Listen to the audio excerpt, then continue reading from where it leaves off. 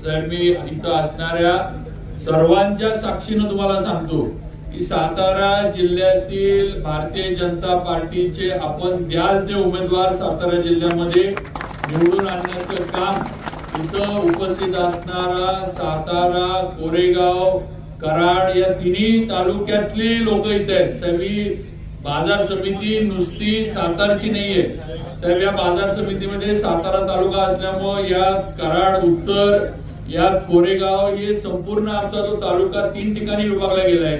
या तिन्ही ठिकाणचे तिन्ही मतदारसंघातले पदाधिकारी, सभासद, सरपंच हे सर्व या बाजार समितीशी संबंधित आहेत। त्यामुळे नक्कीच आपल्या विश्वासाला आम्ही जसा लोकसभेला आपल्याला शब्द दिला आणि आम्ही सातारकरांनी तो खरा करून दाखवला, आपण दिलेली जबाबदारी आम्ही पार पाडून दाखवली, तशीच विधानसभेला पण आम्ही जबाबदारी आपण द्याल ती आम्ही पार पाडू।